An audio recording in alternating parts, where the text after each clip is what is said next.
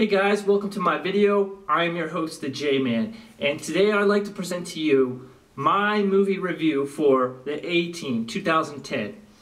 Okay, so this is a spin-off of the 80s television show that was extremely popular, starring Mr. T as B.A. Baracus and a bunch of other guys that I don't remember.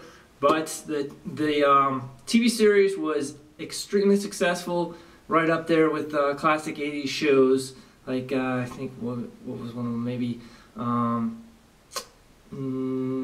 can't really think of any other. Well, the Jeffersons, that was a big one. But there was a bunch of really popular 80s shows. Greatest American Hero, there's another one. Who's the Boss? But like I was saying in my other videos, I'm a child of the 80s. I grew up in the 80s, so that's where a lot of my nostalgic values are. So reviewing this movie is very significant to me.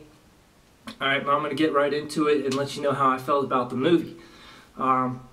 Let's start off by talking about the actors. Okay, the lead actor, the guy who is in charge of the A-Team, is Hannibal the Cannibal. Hannibal is the guy who always puts things together. He makes the plan. He's the leader and the brains of the operation. So they brought in Liam Neeson to be Hannibal Lecter, or not Hannibal Lecter, but Hannibal the Cannibal. And I think that was a pretty good fit. He played the part very well. Not to say that someone else couldn't have done a better job, but I think Liam Neeson is very cunning and strategic, and I think they did that part really, they cast that part very well. So I was impressed with Liam Neeson. He's a great actor. I liked him a lot in that movie Taken. But this was a cool role for him. A real guy's movie. And then you got Rampage Jackson from the UFC, popular MMA cage fighter, and he was starring as B.A. Baracus, and as you know, that was Mr. T's role in the 80s. He made that part famous, and he basically became that character. And for anybody to step up and try to take his place, it's a huge task. Mr. T is so iconic and pretty much just the symbol of the A-Team, in my opinion at least.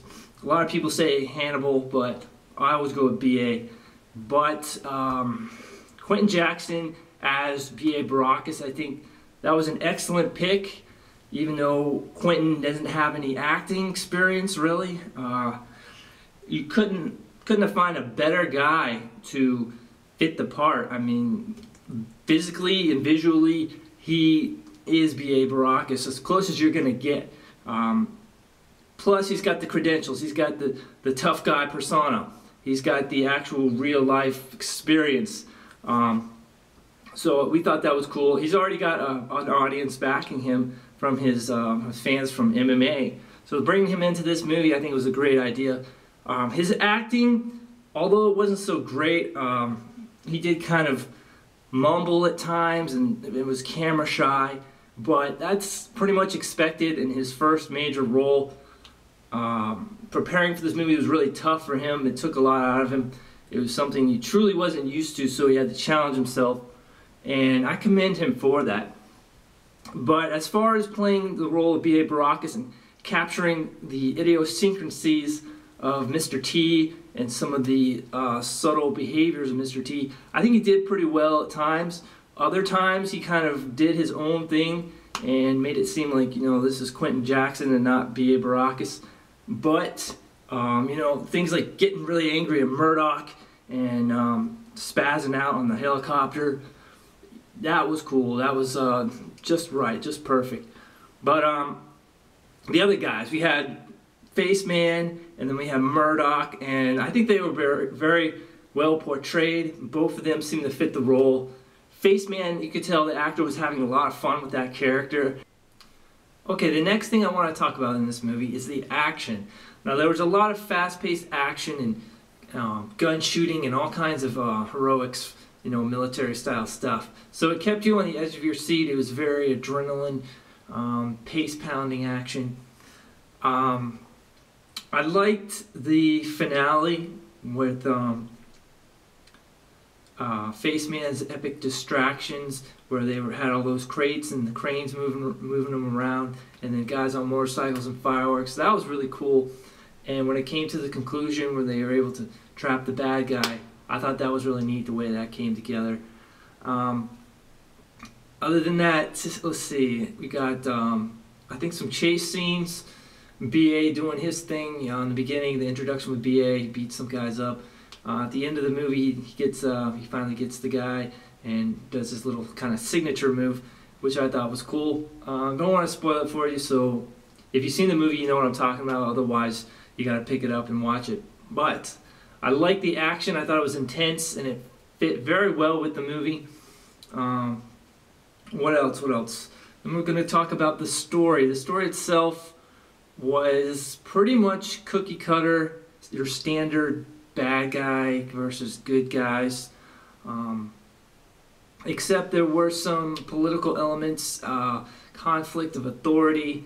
We had kind of like a Jason Bourne setup where the higher-ups are going after someone, but the other guys are going after them too, the guys lower on the totem pole, so to speak.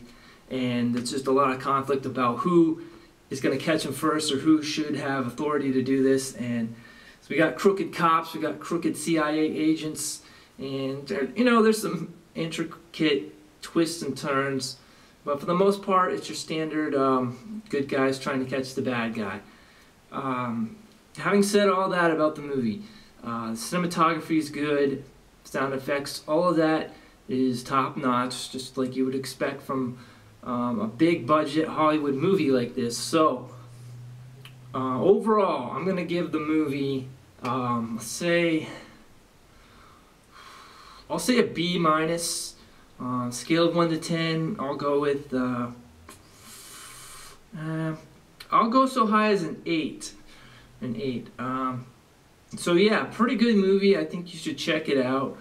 It doesn't try to be more than what it is, which is good. So if you like the A-Team, definitely give it a watch, but I recommend this one.